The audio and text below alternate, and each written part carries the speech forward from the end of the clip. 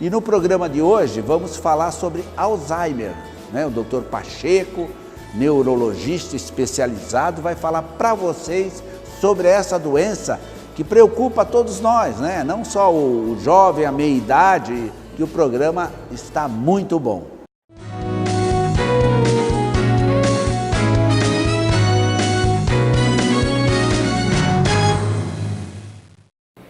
Marcado por uma perda progressiva da memória, o Alzheimer é uma doença angustiante, não só para quem sofre o Alzheimer, mas também para a família. Sobre o assunto eu converso com o neurocirurgião, Dr. Felipe Pacheco. Tudo bem, doutor? Olá, tudo bem?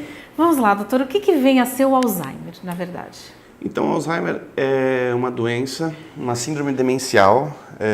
A característica dela maior é por ela ser progressiva e por mexer nas funções cognitivas, atenção, memória, linguagem, aprendizado. Então, essas funções cognitivas, normalmente, elas são, no Alzheimer, elas são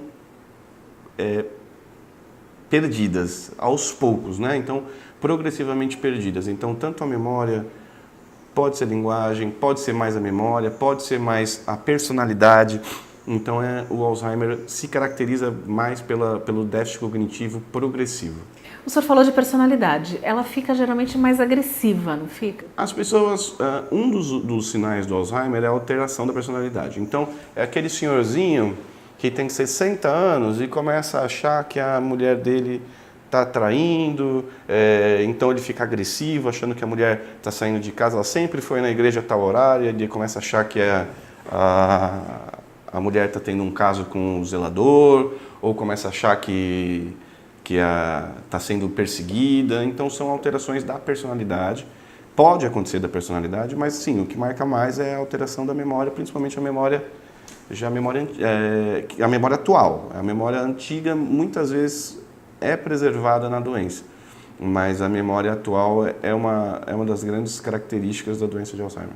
Ou seja, a pessoa ela acaba perdendo essa memória recente. Vamos supor, você visita uma pessoa que tem Alzheimer, ela pode lembrar daquele familiar, daquele amigo, vai lembrar de coisas do passado, mas a partir do momento que ele sai dali, a pessoa não lembra que essa pessoa foi fazer uma visita. Sim, no início da doença, então, esquecer fogo ligado, esquecer fazer 2, 3 vezes, não lembrar se tomou remédio, esquecer nome de pessoas que é do convívio, esquecer a pessoa, esquecer o caminho de casa.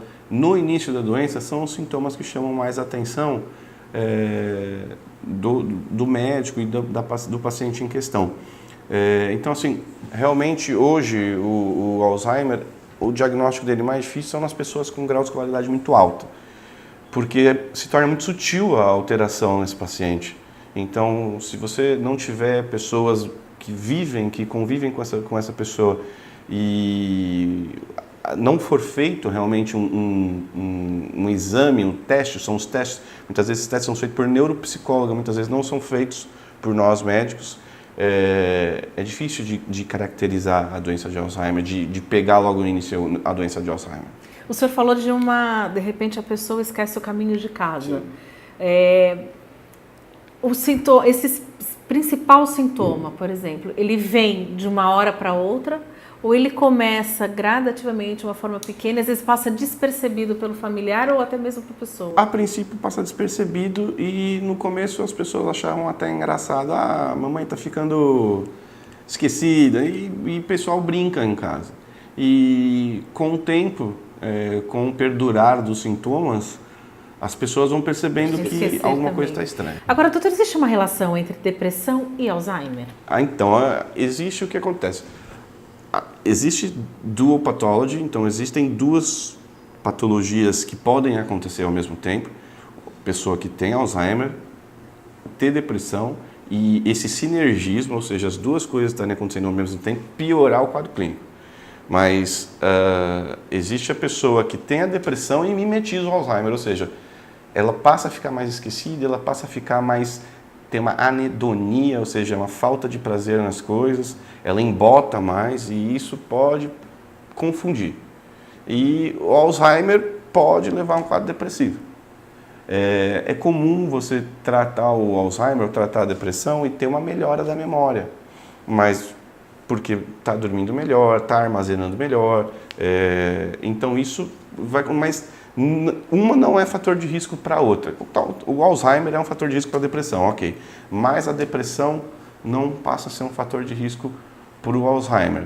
O Alzheimer, no caso, é uma síndrome demencial. A depressão não é um fator de risco que fala, não, ele está com depressão, então ele tem fator de risco para Alzheimer. Não tem estudos mostrando. Agora, doutor, feito o diagnóstico, a pessoa foi diagnosticada, ela tem o Alzheimer. Como é que deve ser a partir de então, o tratamento? Acompanhamento multidisciplinar é muito importante, fisioterapeuta, psicólogo, médico, neurologista, acompanhamento familiar, fonoaudiólogo. Isso eu acho que é a parte mais importante, o acompanhamento multidisciplinar. Junto com isso, a hora de iniciar as medicações. Também é muito importante quando e como e qual. Existem as medicações que aumentam o nível de neurotransmissor na fenda sináptica. Por aumentar esse nível de neurotransmissor, existe uma melhora gradual da memória, das funções cognitivas, mas logo passa-se a... É um freio, né? Mas não é um stop. É um freio, mas não é um stop da doença. A doença realmente não tem cura, mas a gente tem que parar para pensar que horas é a hora de começar, quando vamos começar. Isso tudo é importante. Então, como que tem que ser essa preparação daquele familiar que vai cuidar, que vai conviver com o paciente de Alzheimer? Primeiramente, eu acho que de todos os medos, a gente conhecer a doença, conhecer o que nos espera e, para isso, a gente vai se preparando. A conversa com a equipe multidisciplinar é bem importante. E cada um, acho que a religião, nesse caso, tem me ajudado bastante. Os pacientes, tem ajudado o médico, a religião é importante nessa questão, então multifatorial eu englobo nisso a religião também. Então eu não tenho como falar para você, olha, como é que vai ser, porque também é muito pessoal, né? O que vai atingir, eu vejo acompanhantes adoecendo, porque está muito pesado. E é muito pesado. É angustiante, acho que talvez pesado. Mais para o familiar. É muito pesado. Tanto você... Qualquer uma das decisões são pesadas. Você deixar um pai em casa que não está reconhecendo mais, que sai sem roupa, que suja a casa, que faz as necessidades fora do lugar, mexe com o emocional de uma família toda. Ao mesmo tempo, você tomar a decisão de pegar seu pai, colocar numa clínica de repouso e falar isso vai ser o melhor para ele e para a família, também é pesado. Então, mas é uma decisão que cabe a cada um. Que cabe a cada um. A família que vê. Eu acho que nem sempre o mais fácil é o melhor. Se todo mundo tivesse, colocaria com certeza uma casa de repouso, porque vai ser mais fácil para todo mundo, mas... Eu acho que é isso, eu acho que tem opinião de quando ele estava bom, acho que a conversa é muito importante, antes de tudo, né? Acho que você respeitar. Já a minha mãe, por exemplo, falaria que eu preferiria ficar numa casa de repouso e não dar trabalho para ninguém. É muito pessoal. Meu pai não, meu pai já é uma pessoa que é totalmente... para ele seria uma coisa muito angustiante, talvez não fosse bom. Então é uma coisa que não tem uma fórmula mágica, não tem um certo e errado, acho que é muito questão pessoal de todo mundo. Bom, doutor, principais sintomas, então vamos só fazer uma revisão, né, para aquela pessoa ficar atenta, aquele familiar que está em casa ou aquele conhecido de que, opa, tem alguma coisa estranha, vamos enfatizar nesses sintomas aí, que é para a pessoa ficar alerta e não levar numa brincadeira, tá esquecendo as coisas, é um charme, que às vezes acha que é um charme, que tá chamando a atenção, mas não, quando que a coisa fica séria. Então, primeiro o déficit de memória, esse déficit de memória com caráter progressivo, ele vai piorando com o tempo. Das coisas rotineiras, Das coisas rotineiras, ela vai piorando com o tempo. Então, o déficit de memória é ainda o principal fator, o principal sinal que fazem, às vezes, até a própria pessoa procurar um neurologista. Alterações de personalidade, isso também é uma coisa que acontece muito. Alterações de linguagem, de expressão, perda do prazer de coisas do dia a dia, a perda da de conseguir fazer coisas, se vestir, se veste de uma maneira que não é o habitual, não tem calça misturada faz uma confusão danada. Então, quando esses sinais, sintomas estão sendo progressivos, quando há mais de uma alteração da função cognitiva, a gente tem que estar de olho na doença das síndromes demenciais. E nas síndromes demenciais, a mais prevalente é o Alzheimer. Óbvio que a gente tem que... E a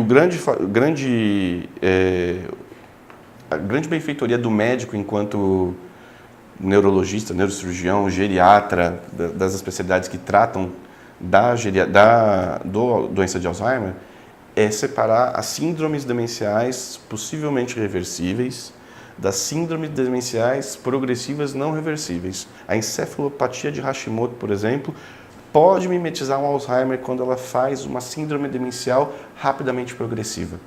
E a pessoa acha que o idoso que está com 60 anos ficou esquecido, está esquecendo e acha que é uma doença de Alzheimer. Não. Existe a encefalopatia de Hashimoto, que é a tireoidite de Hashimoto mal controlada, que pode levar a um quadro de síndrome demencial. Existem alterações na produção licórica, que é o líquido que envolve tanto o cérebro, que é produzido no cérebro, quanto a medula. Ele envolve algumas alterações na pressão, muitas vezes intermitente, pulsos de pressão ou não, podem levar à síndrome demencial. E o paciente chega aqui e se olha, fala, paciente com Alzheimer.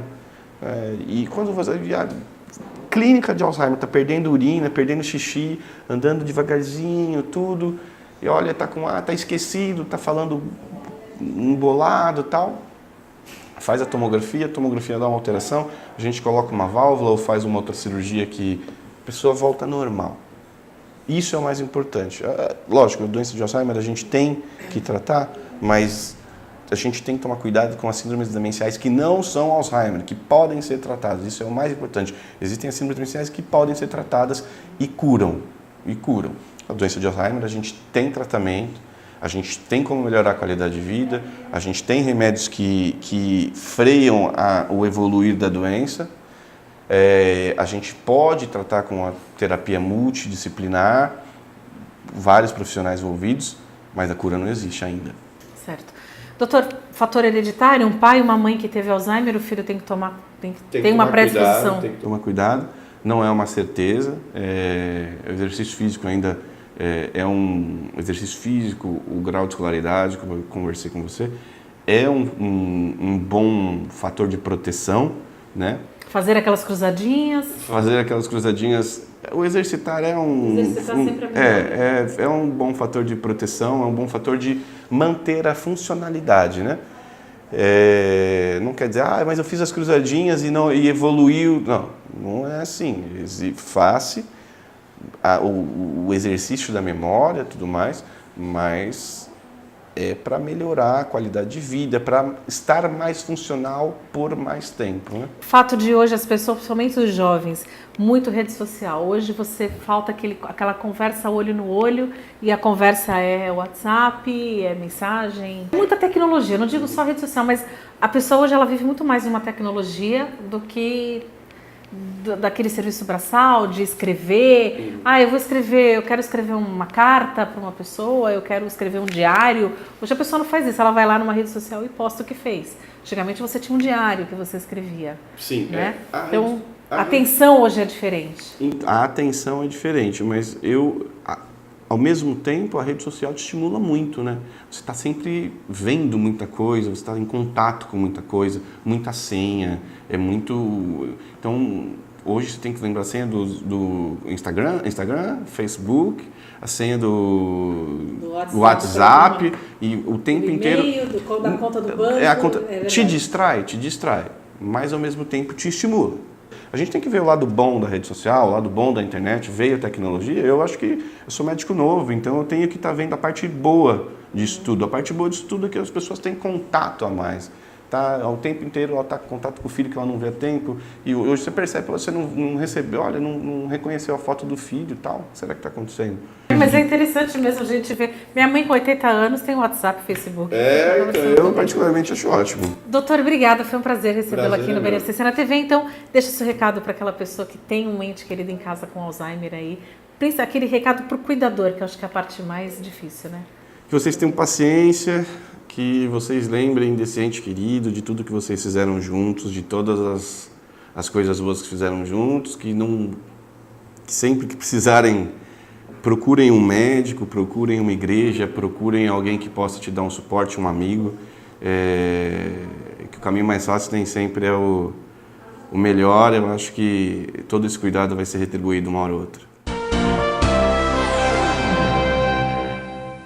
Semana de carnaval e a gente precisa ter alguns cuidados com a alimentação, com a hidratação, para não ter nenhuma surpresa depois do carnaval, nem mesmo durante. Sobre o assunto eu converso com ele, que é o responsável técnico do PS aqui da Beneficência Portuguesa, Dr. José Luiz Vasques. Doutor, para aproveitar um bom carnaval, a gente tem que ter alguns cuidados, né?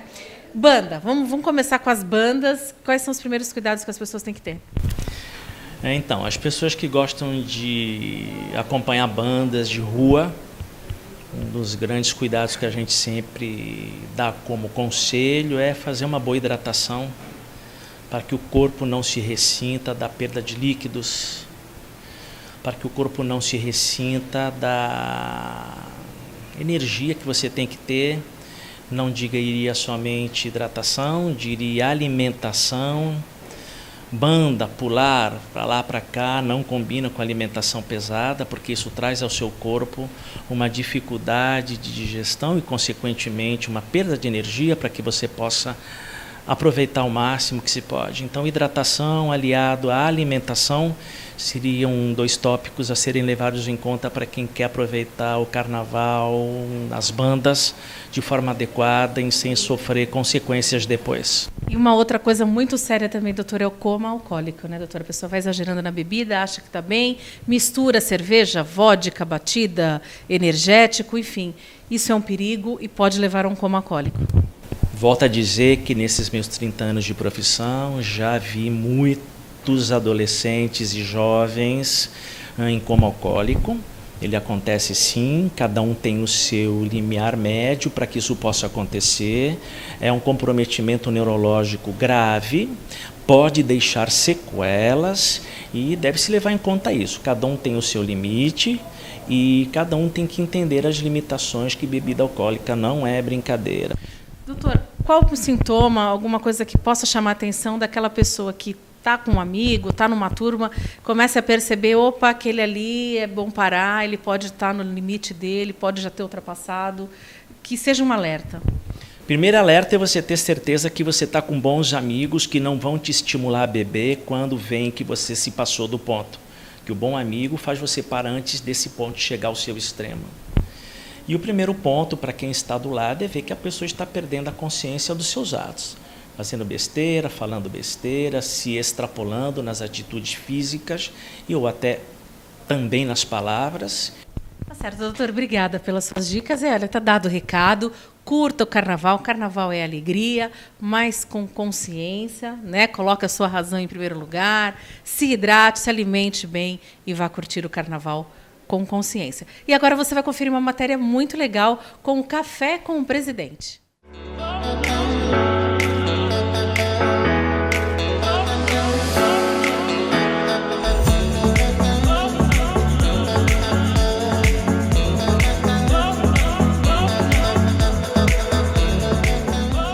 Eu converso com a Rosilene, ela que é cozinheira e hoje está recebendo a visita do nosso presidente, Ademir Pestana. E eu queria que você me contasse como é que é esse chá da tarde aqui.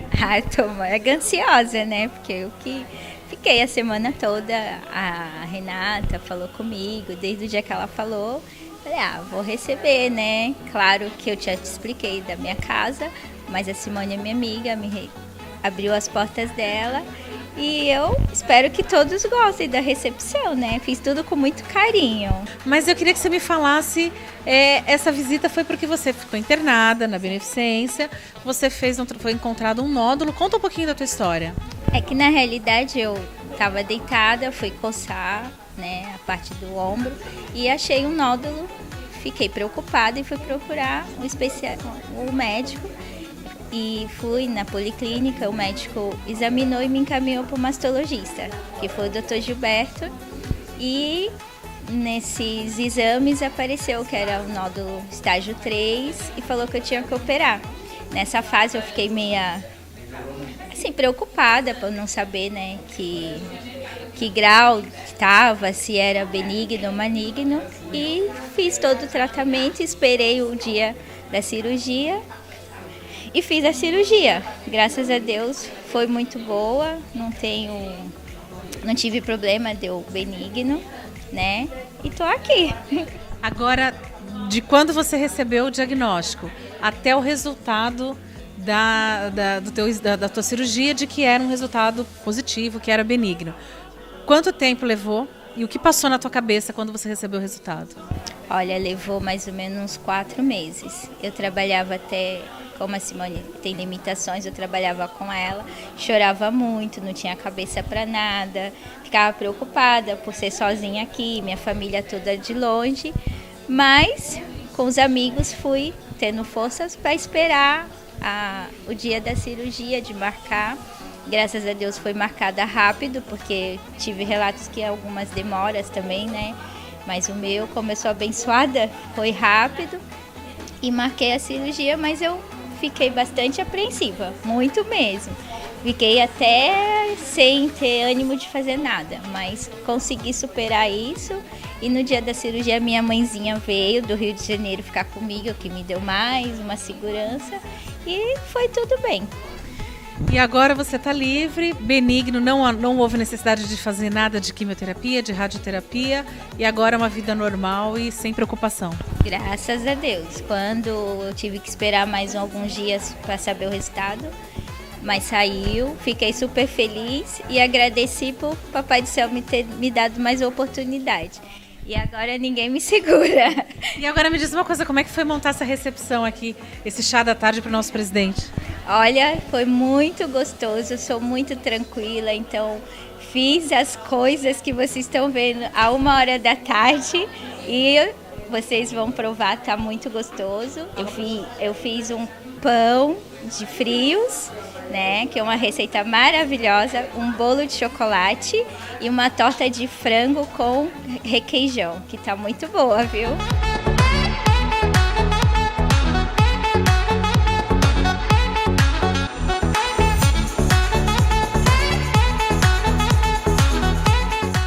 Que veio fazer uma visita aqui para Rosilene, seu Ademir Pestana, nosso presidente. Como que é essa visita aqui? Como é que o senhor se sente sendo recebido? Ela prepara, gosta de estar cozinhando, o pessoal fica todo mundo ansioso pela sua visita. Como que é? Eu primeiro agradecer a ela, né, de me receber na casa das pessoas. O lar das pessoas são sagrados. E na medida que a pessoa lhe convida e permite que você adentre ao lar, converse e ele receba assim como um amigo, como um parente, isso é muito gratificante. Eu me sinto muito honrado, né, desses convites. Às vezes não dá para a gente ir em tantas pessoas, né, que nos convidam para visitar as casas, mas acho que é possível fazer, a gente faz. Hoje estamos aqui, a mesa com muito carinho ali, fez uma torta ali, coisas deliciosas, né, para me receber, receber eu e a Paula ali, né, da Beneficência, e você também, Cris, que você também faz parte da família Beneficência com o programa na TV. Estamos aqui fazendo uma coisa diferente, né, mostrando que a humanização da instituição, ela é maior do que se pensa. Né, é vir cumprimentar as pessoas, tocar nas pessoas, conversar com as pessoas, você vê o carinho que estão nos recebendo, né? Então, estou muito feliz mesmo, isso faz muito bem para qualquer pessoa, não só para mim. Eu acho que é um avanço na humanização, não só hospitalar, mas entre as pessoas, porque hoje a gente está muito ligado no Facebook, às vezes as pessoas dentro das suas próprias casas usam a comunicação pelo próprio Facebook, são às vezes incapazes de se levantar e conversar. nós estamos mudando um pouco isso. Estamos vindo nas casas, conversando, olhando nos olhos das pessoas, cumprimentando. Isso é muito bom, muito gratificante. E além também da visita, tem a parte do aniversário, o aniversariante que está internado na Beneficência comemora o seu aniversário lá, né? É verdade. Agora na segunda-feira, no domingo, na segunda, temos uma aniversariante que inclusive está hospitalizada lá e já avisamos a família e tal. Eles ficaram muito felizes por isso, né? Porque às vezes acontece das pessoas estarem com algum problema, estão internadas, mas não é por isso que nós vamos deixar de levar o nosso flautista lá, tocar uma melodia, uma música, né? E cantar os parabéns para as pessoas, claro, tudo com modos inerente a uma entidade hospitalar, mas fazemos tudo isso. Então é muito bom isso aí, querido. Você está vivendo isso. Sim. E às vezes as pessoas, como você falou, vem, não vem, mas por que é? Né? A gente está aqui, mostra que é possível fazer, é possível visitar, né? Trocar ideias, e é uma forma da gente levar também a instituição às pessoas. Então é muito bom. A Beneficência a Beneficência é um hospital muito querido, né? Isso torna mais querido ainda.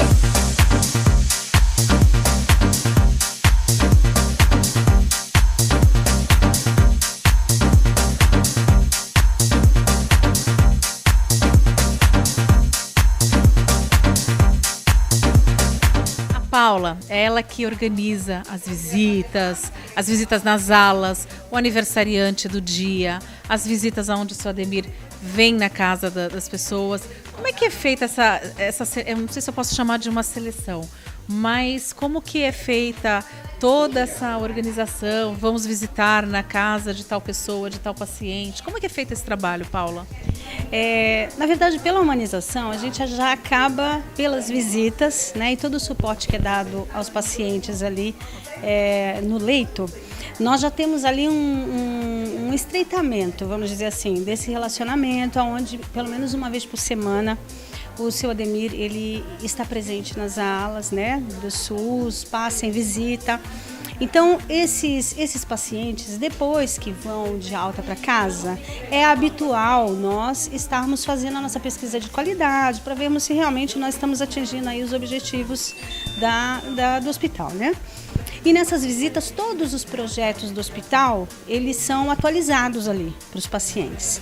E nós, até em virtude da visita que já aconteceu enquanto eles estavam internados, nós então falamos aí do projeto que é o Café com o Presidente, onde o seu Ademir Pestana, ele se dispõe ali a estar fazendo a visita não só nos leitos agora, porque nós temos dentro desse projeto de visitas, temos aí com o Tchau Dodói, que tem o Dia Certo, né, que são os nossos protagonistas ali do projeto social de humanização, temos a visita da pet terapia, dos cãezinhos, enfim, né, tem todo um projeto aí de visitas, e o seu Ademir também vai nesses leitos. Então a gente fala desses projetos e tem sido aí um grande sucesso, porque é uma forma, como o nosso presidente sempre diz, né?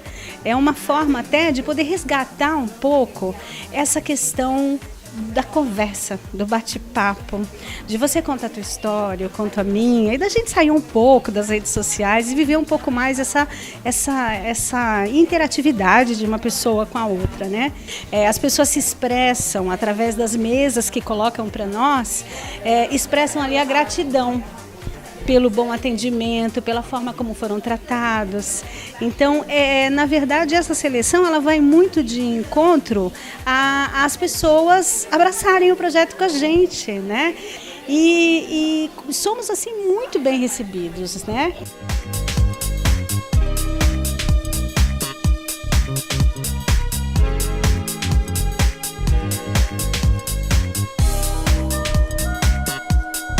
Beneficência na TV fica por aqui, espero que você tenha gostado e não esqueça, continue acompanhando toda a nossa programação, reveja os programas que você perdeu ou tire suas dúvidas através do nosso site da Beneficência Portuguesa, ali você vai encontrar todos os programas Beneficência na TV. Na próxima semana eu volto com mais um Beneficência na TV, até lá!